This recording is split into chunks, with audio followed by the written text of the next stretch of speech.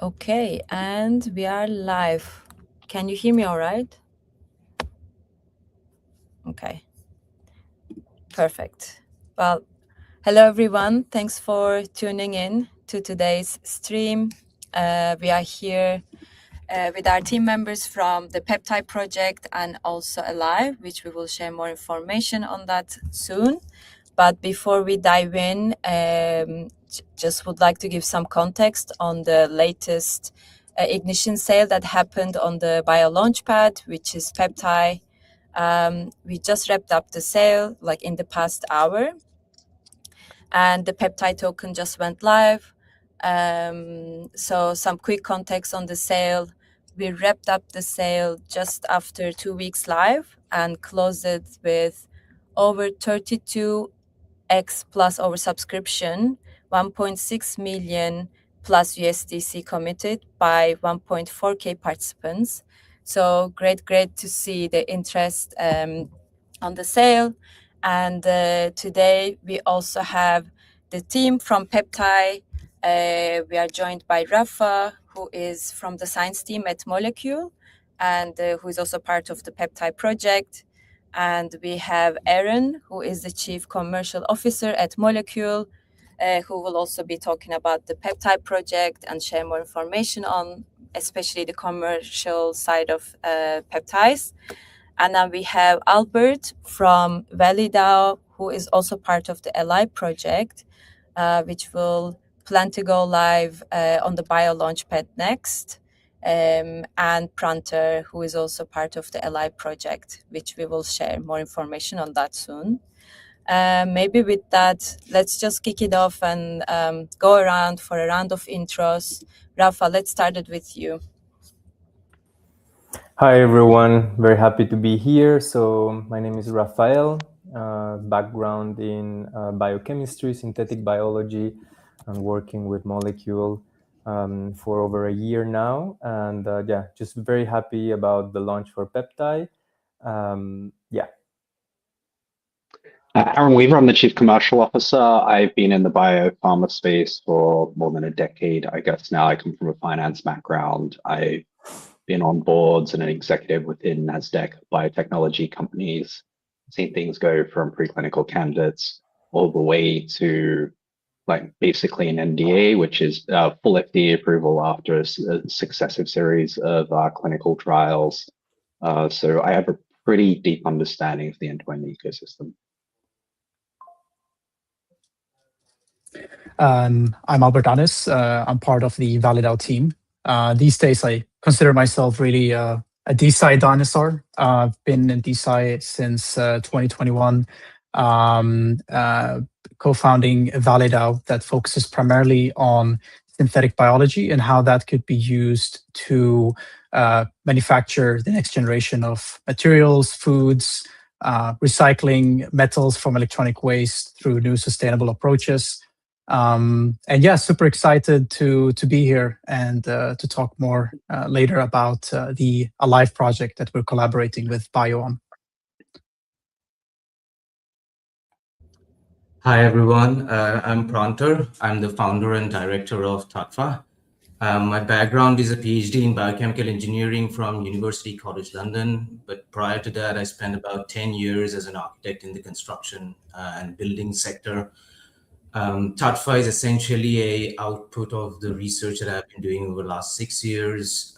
We commercialized last year and it was primarily focused on B2B. And now we're kind of looking at a new segment, and this is the basis of the project, Alive, that we are collaborating with ValiDAO and Bio today. Thank you. Amazing, thanks. Okay, and yeah, let's kick it off. So the PeptAI ignition sale basically smashed its funding goal. Maybe Rafa and Aaron, any initial thoughts on how the sale went and anything you would like to share on that? Rafa, do you want to start and I can provide some comments on top? Yeah, sure. Okay, just let me, I know I have a few tabs open. So yeah, I think that there was over 30x oversubscription, and that means there's a real signal from the community. Eda, do you want me to go deeper into like what now the cell means scientifically, operationally, and a little bit on the science of peptide, or do you want to like just answer Yeah. that question? Yeah. Yeah, we can dive into basically just the science behind peptide and why you think it's important, and then just let's go over like what's next for peptide and what's going to happen now that the sale has concluded and what we should expect in the coming months. Yeah. Yeah. Thank you. So as a reminder, PeptAI is an autonomous AI agent fleet that is designed to do full peptide drug discovery loop, but on chain. So the agent designs candidates, then the pipeline validates them through 9 gates. There's 8 computational gates plus the 9th gate, which is wet lab. The agent pays for wet lab experiments from an on-chain treasury. That's part of the raise that we did today. And the results flow back into the system as active learning and as optimization. So computational gates are necessary, but not just sufficient, because the candidate is not just a drug until we have measured the binding affinity and basically the EC50, which is the concentration and half-life. We run 3 active programs right now. We have the GLP-1R, that is basically our closed loop demo. We have the KISS-1R for fertility and OX2R for ADHD, and a few others that we're scoping in like right now computationally. All of this diversity is basically intentional, although all of them are GPCRs. G-coupled protein receptors. So right now we're proving that this is a platform, not just betting on one molecule. And later on, we'll be releasing an option for the community to submit the preferred receptor targets. This will go to a scientific assessment and commercial opportunity, and then the community will vote on the most impactful, interesting, and we'll have a new dedicated agent to run. I have a few slides that I can show later on how this visually looks like. And basically what I want to mention is that there's 2 things basically that make peptide scientifically different from other peptide discovery platforms. First is that we decided to work both in linear and cyclic peptide scaffolds, basically because linear peptides are faster to design and to synthesize. For instance, the GLP-1R and the KISS-1R series are linear. And then we have also cyclic peptides, which are harder to model, harder to work with computationally, but they give you better stability, better selectivity, and basically more drug-like properties. So some of our de novo or generative AI work will be based on cyclic peptides. Secondly, is that we work extensively with what are called non-canonical amino acids, which is basically a fancy name or non-natural amino acids. There are 20 natural amino acids, but non-canonical amino acids are basically the amino acids, are methylated residues, and basically things that you cannot make with the standard 20 amino acids. So these non-canonical amino acids is how you get from like peptides, like some sort of a research tool, to more like a peptide that it's like a drug. They can give new properties, for instance, protease resistance. The protease basically degrades the peptide in the body, so we can work with non-canonical amino acids to solve this. They also help with half-life extension and basically the conformational locking to the receptor so that it stays in a solid, as a solid, complex. But the trade-off, because there's always a trade-off, is that non-canonical amino acids are difficult to work with computational tools.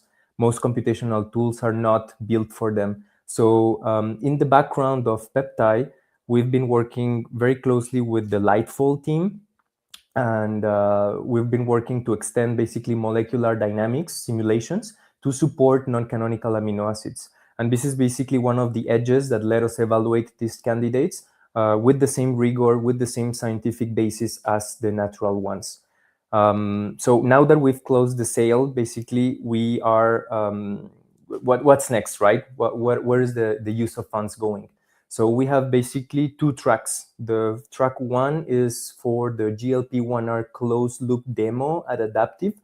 So we want to show that there's this and close this first autonomous loop. And we've selected 2 natural amino acid candidates from our pipeline and a calibration reference panel from known GLP-1 agonists. They're staged for synthesis and binding kinetics at adaptive soon.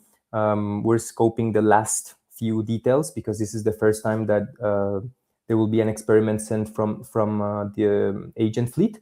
And basically, we'll be able to show that we have the agent that designs the peptides. They go to the wet lab and their results back into the learning system.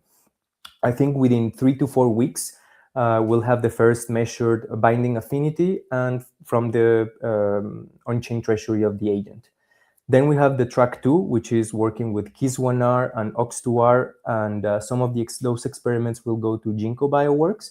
We've confirmed this week with Ginkgo that they can run this, it's called a functional CAMP, and plasma stability. So basically, we're able to scope whether the peptide that we've designed activates the receptor and whether there's any off-target receptors that get activated. This is important when designing a peptide as a drug.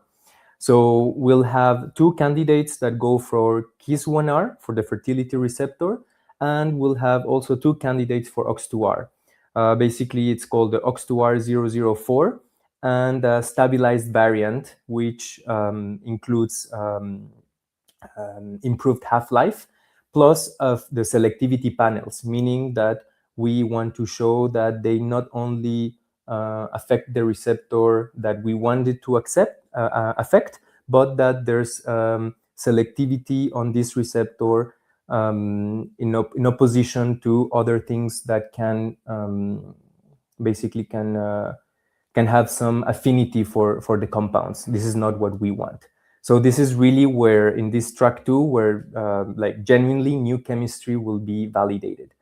So more of the allocation will go to computational power because we're increasing simultaneously new candidates that will be generated and that will be studied through our pipeline. And and everything goes on chain. I can also show some slides there later, but we'll be able to see where all the money gets unlocked, where everything goes.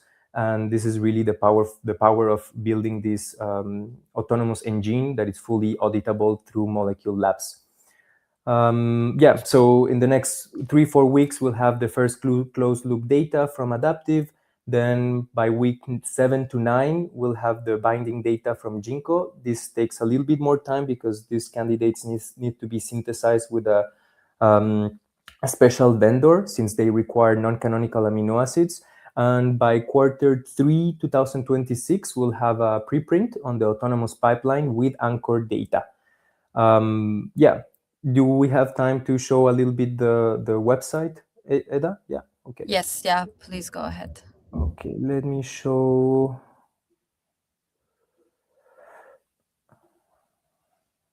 So I've already shown this website in the past live stream, but just to the new people that are joining today, this is PeptAI.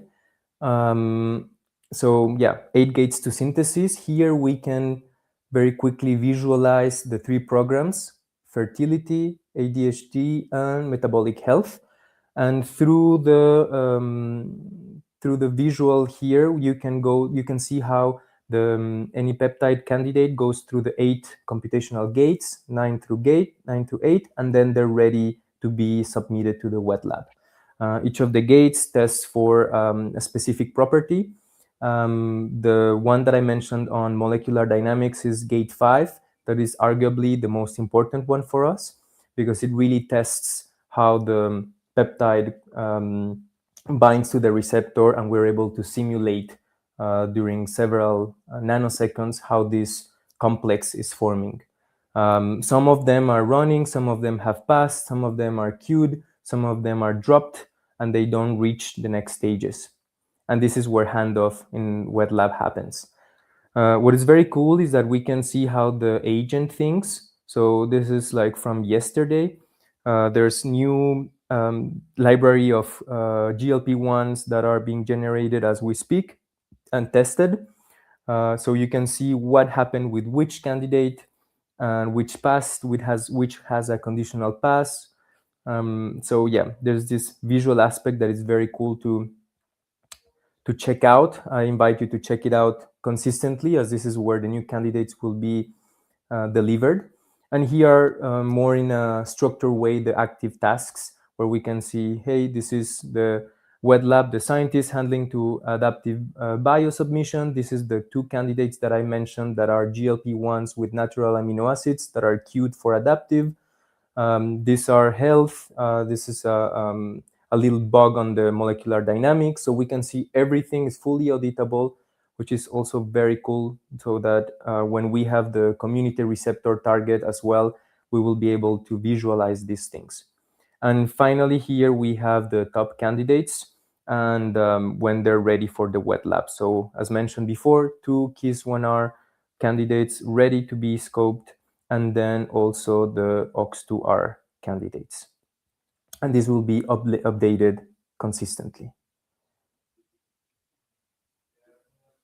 Yep. Cool. Maybe I'll pick it up from here. I was going to zoom out and provide probably more markets-based view on why there's a big social signal in this, and there's something even bigger that's effectively surfacing. There's a lot of cultural interest in peptides at the moment, and it's really representative of probably a very few significant things. One of which is that there's a push to overall health sovereignty. And what that means is that people themselves don't just want their health solutions delivered by pharma, because pharma has very particular interests. And so there are a lot of people and a lot of related health interests, such as longevity and things of the sort, that just don't get served by that part of the innovation ecosystem. That also means that all the AI and all the tooling is not built for things such as the development of peptides towards common-based use. These are really tools for pharma to treat like end-of-life disease. And so hence, like if you listen to what Rafa was effectively talking about before, you know, a lot of the existing tooling couldn't deal with non-canonical amino acids. And this is why, you know, if you look at like the recent actions of the FDA, they have now permitted a number of peptides to be compounded and delivered out into the market through the 503A and 503B compound sellers in the market. And like what you're starting to see unfold around this is it's the first time the FDA has in recent memory allowed drugs to come to the market without pharma running an extensive number of clinical trials around them. It's really a matter of them listening to the people speaking and taking a series of like what is like observational evidence, listening to clinicians and clinical communities and seeing what people actually want to address their underlying health needs. What we see here with the AI autonomous agent PeptAI is really developing something what the community needs, what people actually want, and having development tools that really enable citizen science and more address the needs of like working age populations these days that aren't really troubled by like the very narrow subset of diseases that like the pharmaceutical industry is effectively focused on. And so you also see like the telehealth organizations, so HIMSS and HERS, ROSE, you can look at things like Superpower, et cetera. They've taken a big move into peptides, the peptides that the FDA have just led, but their whole platforms have been built by peptides through selling GLP-1s for obesity. And that's like a $45 billion market segment. So it's changed the whole paradigm for like people being able to get access to drugs that actually really help improve their overall sort of health standards. And with that, it's also changed the cost curve. Drugs aren't going to be that prohibitively expensive anymore, where you need health insurance and you're worried about these degrees of risks. And so, this is part of a series of things that are coming together that are really going to empower like this sort of health revolution, to keep people healthier, to get them more informed, not to have them servicing sort of the gatekeeper needs of, the few people that are effectively the stewards of like a large healthcare industry. And so, this is just part of an initiative to actually really be able to empower like researchers, get people that are living within communities that have certain problems that they want to address. Like I myself, I spent a lot of time with like professional athletes. I spent a lot of time in the gym myself. There is very like pharma puts no R&D towards like orthopedic injuries or things of the sort. We see a huge uptick in BPC because like people are looking for solutions. And if you look now, everyone is migrated towards like being fit, spending time in the gym. Like people aren't drinking so much and going out and partying. Like there are things that are in development and a real need because there's a societal strain that's addressing these things, and so like the R&D paradigm needs to shift to effectively address like where society is effectively going, and this is like what PeptAI is really representative of. It's a tool optimized for like developing and helping people where society is really going.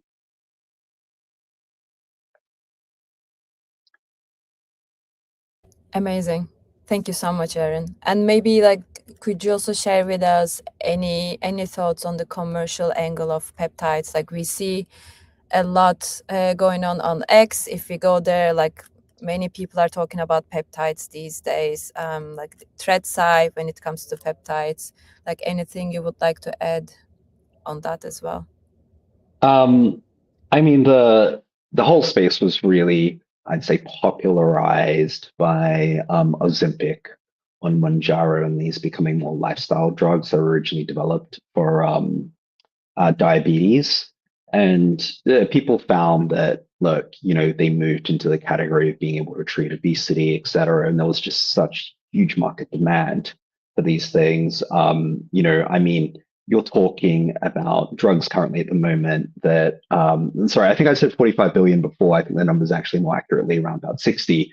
But, I mean, like that $60 billion of overall revenue is the equivalent to like what Anthropic and OpenAI are effectively making at the moment. And so you can sort of see like how significant that really is in the market segment. And that's not everything that's coming through. That's just one thing that also doesn't have enough manufacturing at the moment and doesn't have enough points of sale. So the demand is, there's still a huge degree of market penetration, and there's this huge cultural shift that's going behind it.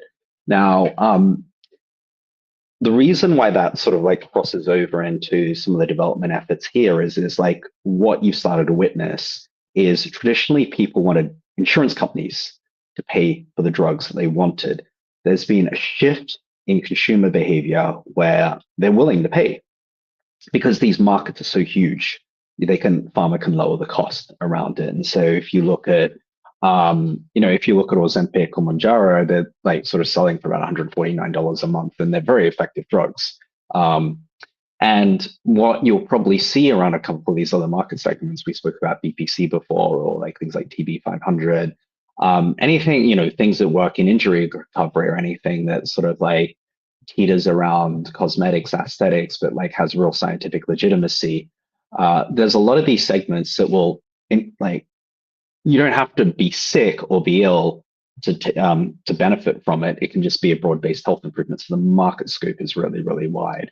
I mean, it's challenging to put a number around like how these things play out because we're obviously in the early stages. But if you start looking at TAMs and then you start applying like this type of logic to it, then you can actually see the market. You can start to see the market potential. And I definitely know, like I spend a lot of time speaking to big professional investment organizations, and people are anticipating the shift. Cool. Thank you so much. Rafa, you were mentioning about like seeing all the gate decisions on Molecule Labs, and everything will be published on chain as well. Would you like to maybe show us like how that looks like in practice? Yes, of course. So yeah, the way we're building this is in a way fully auditable. So you can go to molecule.xyz and discover.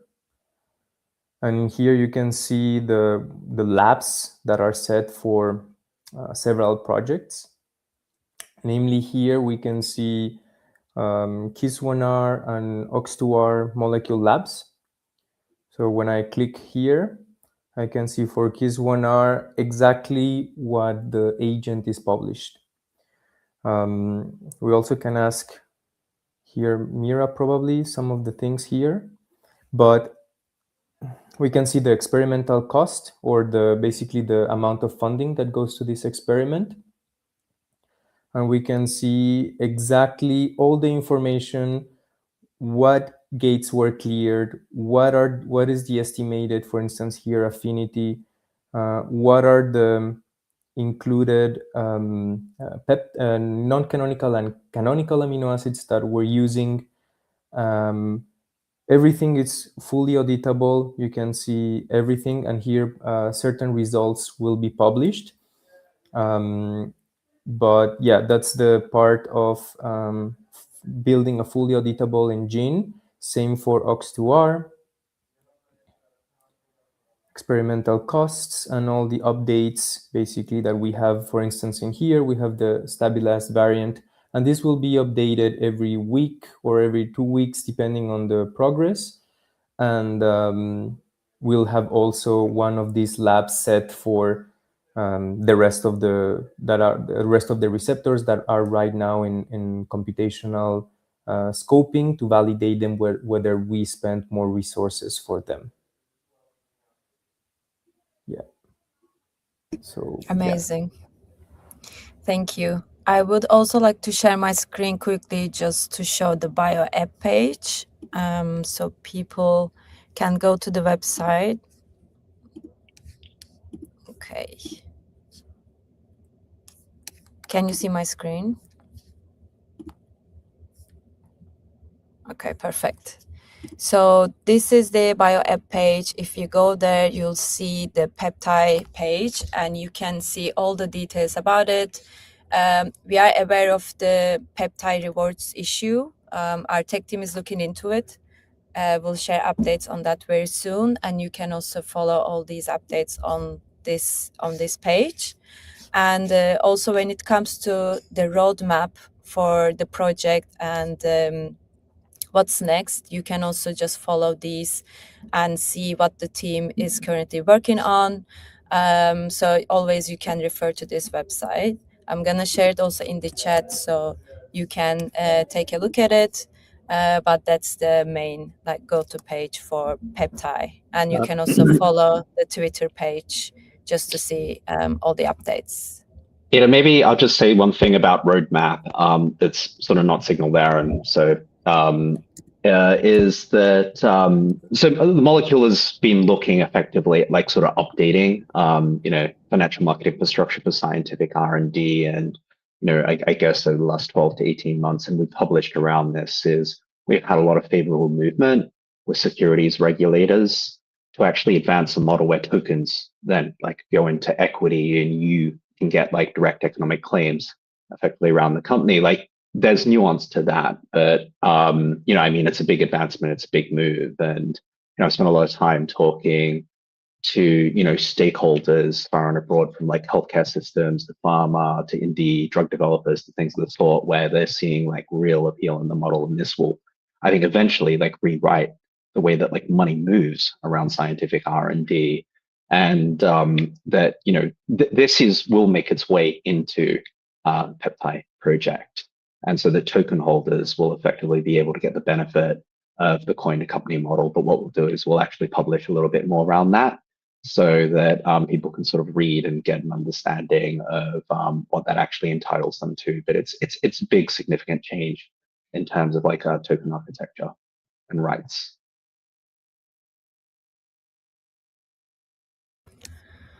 Thank you so much, Aaron. Anything else you would like to add, Rafa or Aaron, on the PeptAI project, on the ignition sale?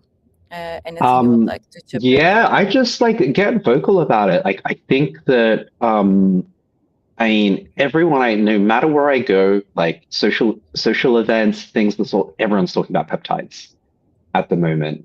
It's even leveling up your knowledge around that, you're going to seem cool around your friends. But it's what's really apparent to me is the US FDA allowed a whole bunch of peptides to come onto the market that everyone wants. People have been using through gray markets, buying them as research chemicals and things of the sort. I personally get my own peptides through a compounding pharmacy, but they've been helpful in terms of tendinopathy. I had a broken finger that's recovering now from a jiu-jitsu injury, etc. But, you know, I mean, what's sort of missing out of that equation is progressing the scientific understanding around them. And so, you know, where we see a lot of critical pushback come from, you know, various members of the scientific community is they sort of all sit around on their high horses and sort of say there's not enough here, there's not enough evidence here, and all that sort of stuff. But like what science really requires to advance are people that are building and the ones that are going and generating the evidence. And you know, I mean, this is like one of the very unique projects that is actually doing that. There's a couple other things that we have in the pipeline, but you know, like very few people are really answering those questions. And there's going to be a giant. You will see there's going to be a very, very big desire in a short period for people to want to know more. They'll be like, great, we got our peptides now, we can buy them, etc. But like, they're going to want to really understand more about the science and how it works and where it's been effective and how it isn't and what side effects you're going to experience and whether these things can be optimized and stuff like that. And so, you know, advantage does really serve first movers around this. Amazing. Yeah. So yeah, just to maybe share now some things on now that we've scoped the scientific background, the commercial outlook, the importance on why peptides and where we are. I think it's also important to look at the architecture that goes in the background of the fleet of agents, just to have an idea. We also shared it in the past live stream, but for those that are joining today, it's something that is important. So here are a few slides of basically what the open claw harness that we use, that it's basically using different tools in the backend and how it calls molecule labs and when it decides to just to do certain parts of its own process. So the open claw harness has a heartbeat, cron jobs that are basically this some sort of reminders. There's a channel that we use, so we're basically when we need human input, we're steering the agent through Telegram, or I'm steering the agent through Telegram. We can also choose the model that we're using for the decisions and basically the own persistent memory and the skills that we learn. So there can be new GitHub repositories, new methods of generative AI, so we can very quickly install them in our stack and work with them. So it's very functional and modular. This is a little bit the pipeline on the gates that we use, from gate 0 that we call the self-calibration to the wet lab and the 8 computational gates. In these specific gates, gate 3, gate 6, gate 9 is where we call molecule labs and we update the data. We have for gates 0 and 1, for now, we have BIOS, our AI scientist, that helps us basically go through this process. We use Lightfold for most of the rest, unless there's a specific repository that we want to use that we incorporate locally in our agent. And then here we have the adaptive bio wet lab skill. Results flow back from here, most of the times between gate 3 and gate 4, which depend on the binding affinity of the peptide that we're using. So this is a bit loaded, but it's basically how it's a useful way of visualizing how it works, especially on the right hand of the screen, where we can see the tools that we use.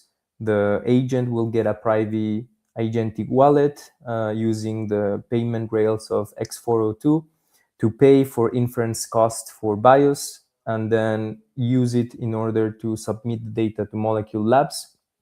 And then at the same time, do it the same for the computational work that we do with Lightfold and the payment for the candidate analysis with Adaptive. This is the fleet management so far. So there's, the main, that's why it's called the fleet, because we have an agent dedicated for each of the receptors, KISS1R, OX2R, and well, also GLP-1, but the agent and receptor where we want the community to submit their ideas. And each of them, they have their Obsidian vault, their memories, their access keys and tokens that are all managed. Yeah, so what's next is that in the long run, we want to have ambitious scientists, experts that want to drive fleets in new domains, maybe not just in peptides, so have some sort of like a fleet pilot academy. And then we want to have basically human judgment scaled. So the operational part is handled by the agent, and then the human can only give the output to steer its output, or basically its input, sorry, to steer the agent and have expert reviews on whether we want to work with a candidate or a specific receptor. So we do not replace humans, we basically scale the operational work. We want the human involved in the loop, but everything that is operational gets automatized by the agent. So, yeah. Cool. Thank you so much, Rafa. Yeah, super excited about PeptAI and what's coming next. We'll have more live streams and X Spaces on PeptAI, especially on what we have planned for self-improvement and learning on the AI side, and especially once the first lab results come back. So stay tuned on that. And yeah, with that, I would like to also give the stage to Albert and Prantar to talk about Alive. Alive is going to be the next project to launch on the Bio Launchpad very soon. It's basically a limited edition lamp made from a living carbon negative biomaterial. It's the first consumer product made from a carbon negative living material. Albert and Prantar can give you more information on that.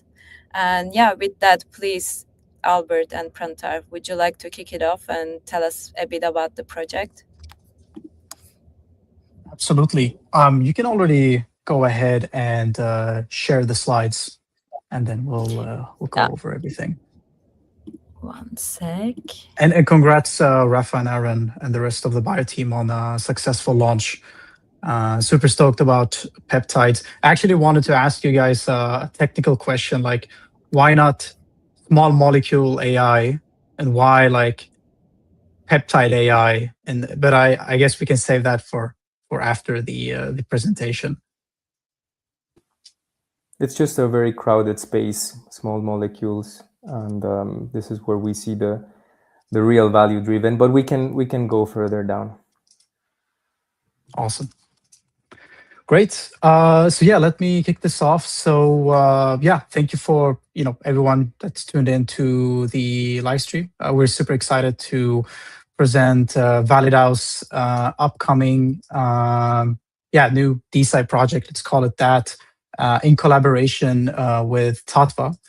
So Tatva is an incorporated company in the UK that has come a really far way in terms of developing this biotechnology that can really revolutionize materials manufacturing.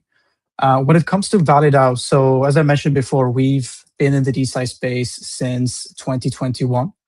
And over the last 20 years, biology has really been able to prove that we can manufacture everyday materials, energy, foods, construction materials through the help of biotechnology.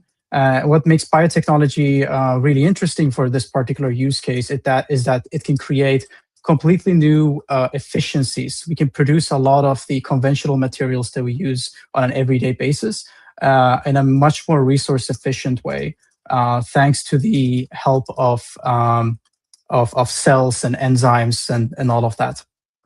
And so Validau's focus is really on, so we go beyond pharma and apply it to the things that I mentioned, so energy, materials, foods.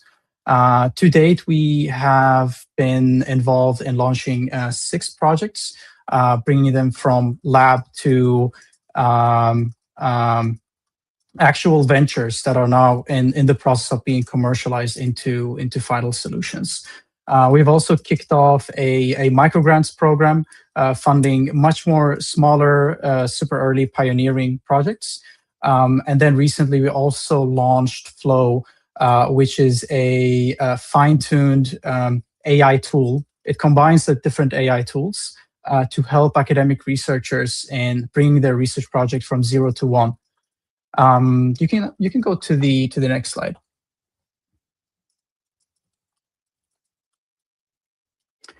So industries that we interact with on an everyday basis. So I'm just going to use two examples of the projects that we have already funded and launched. One of them is BioMind.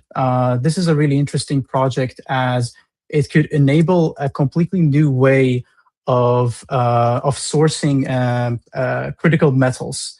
And now, recently with the huge expansion in data centers, the demand for metals such as copper, iron, and silver and gold has really increased.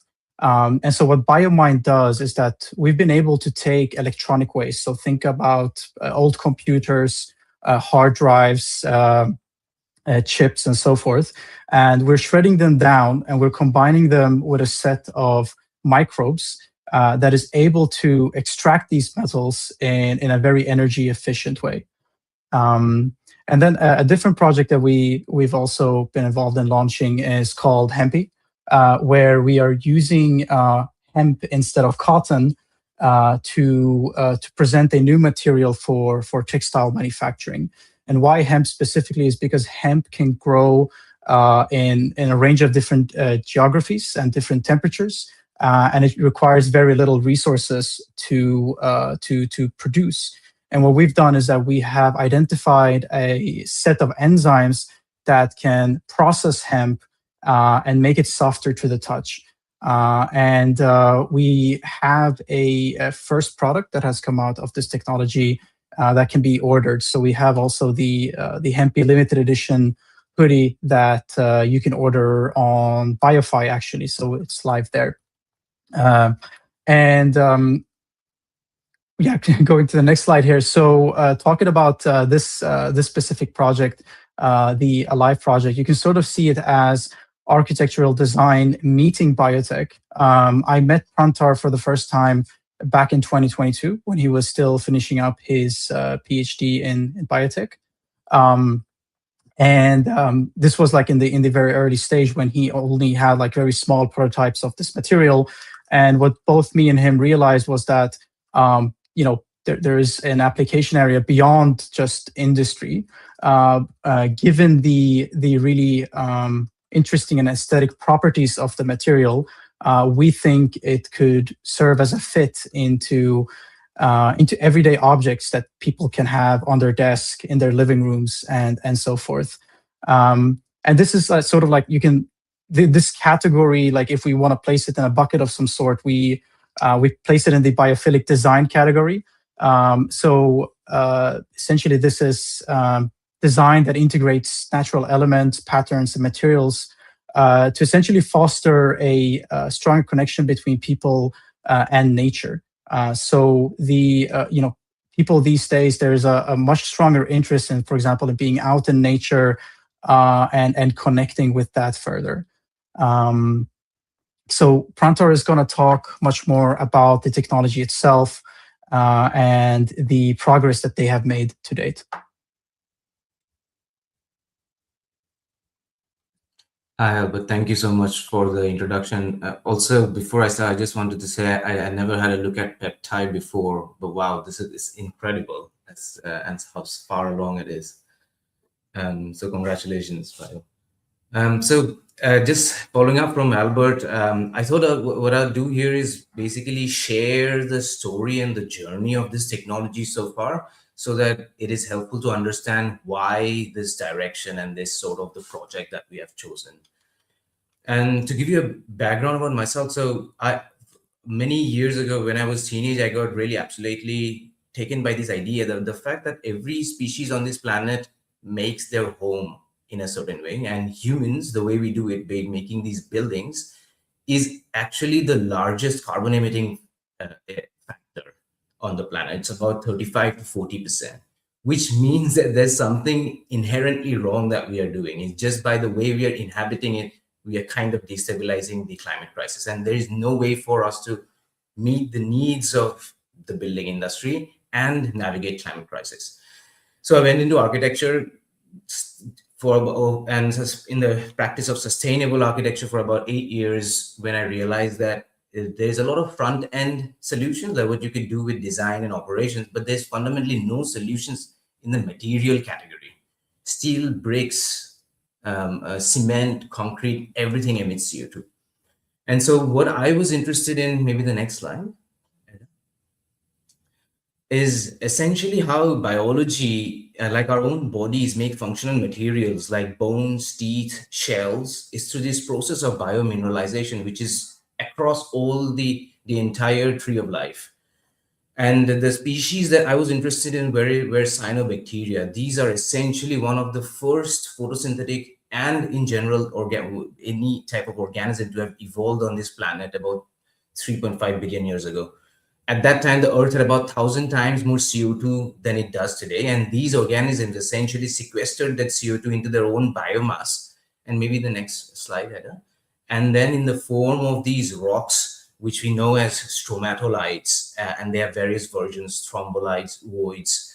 These are essentially, through an enzymatic process, they make carbonate, which is carbon dioxide in water, react with calcium and make calcium carbonate minerals, which is a very long-term durable form of CO2 storage. And it binds these natural sand particles together and makes these living rocks. And the cells remain alive, they grow over time, over millions of years. But this process happens really slowly because it happens one micro deposition layer at a time.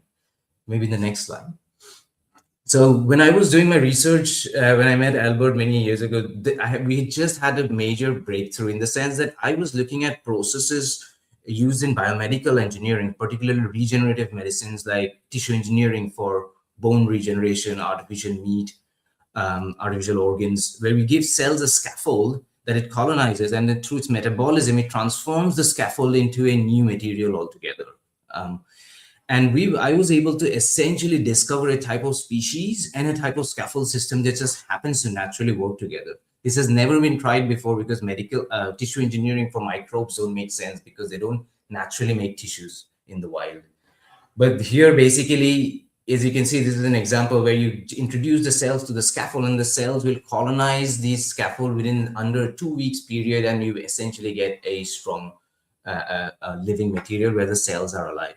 And over my PhD, I was studying this new material because it doesn't fall under the next slide, maybe, Anna.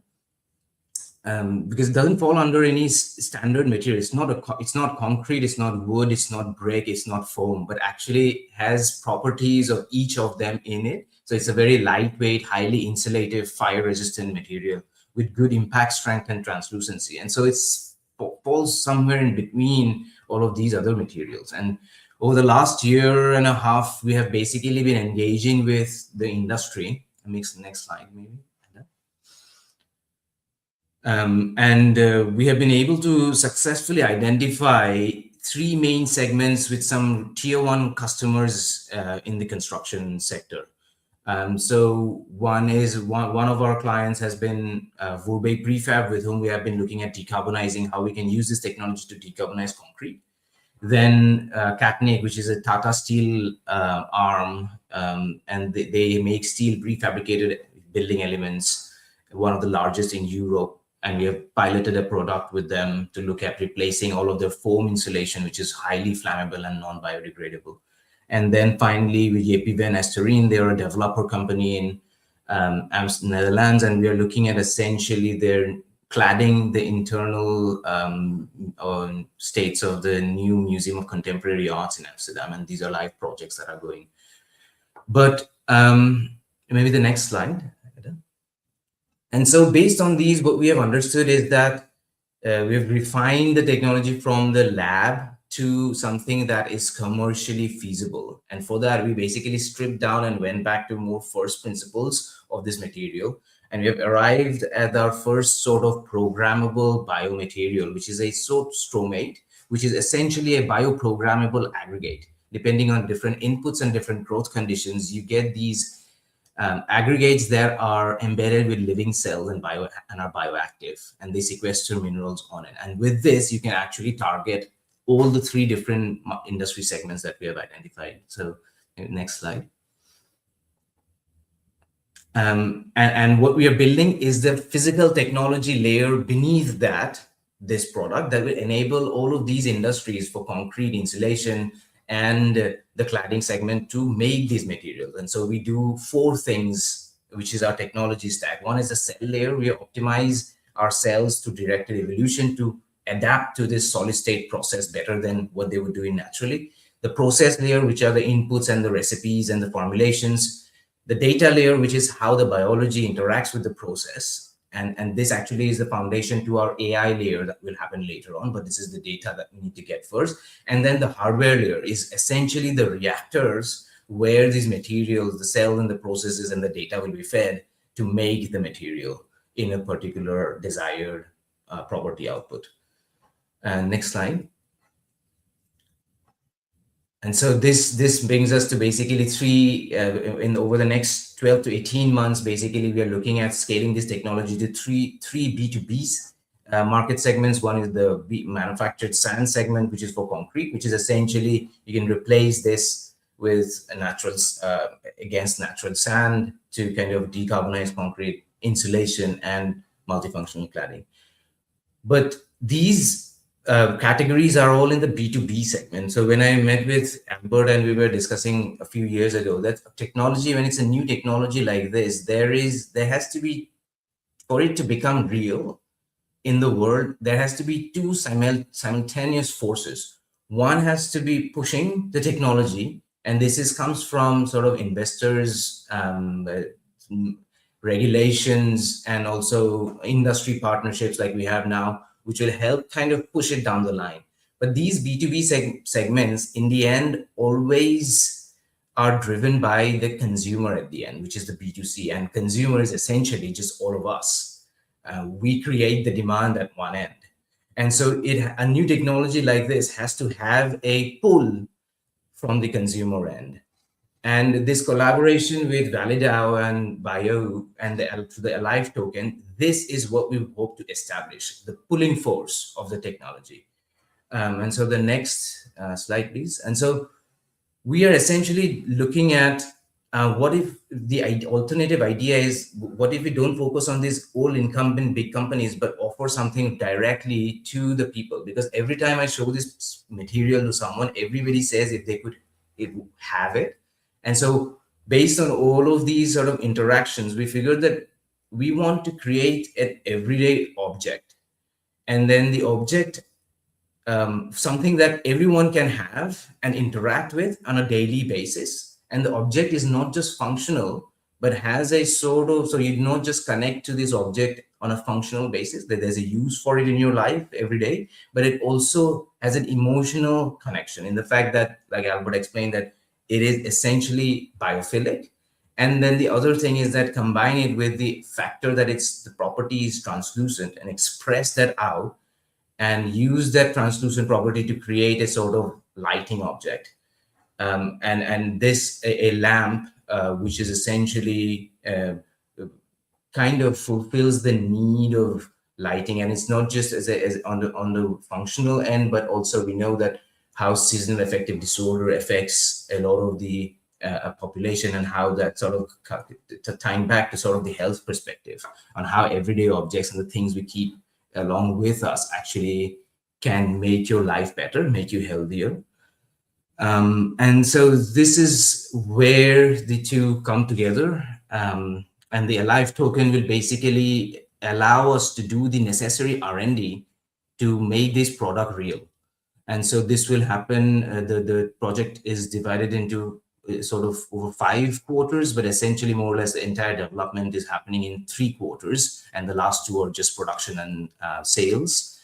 And so first, we will immediately basically start production R&D and product design. So finalize the design and then do the R&D to produce it at scale. and then the necessary materials engineering and prototyping and blueprints of this LAMP project, and then sort of building a prototype, testing it, and then putting it out for pre-orders. And then there'll be basically manufacturing and shipment and 2 batches of those. Yeah, so that's the overview. Thank you so much. Yeah. Amazing. Thank you so much, Prantar.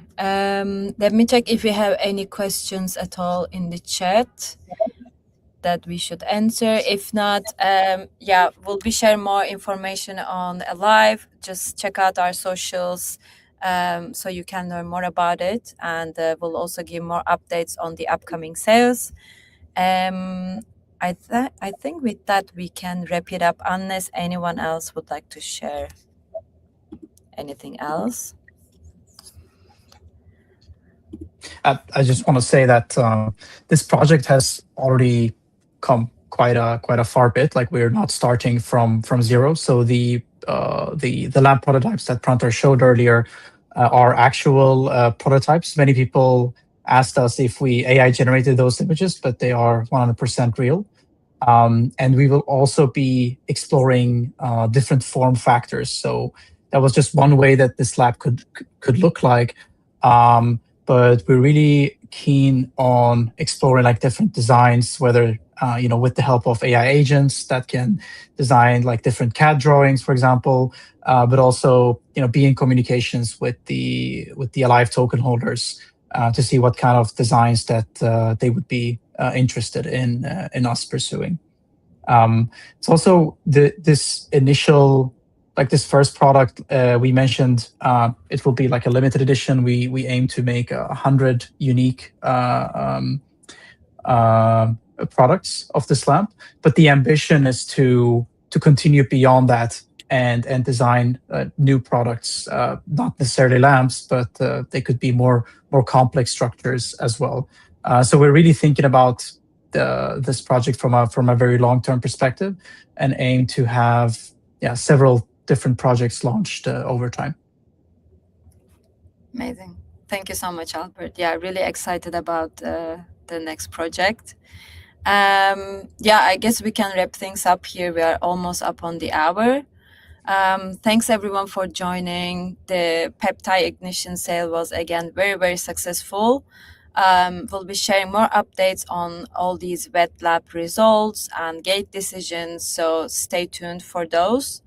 And we also have new sales coming up, like Alive is one of them. Yeah, we'll be sharing more on this very soon.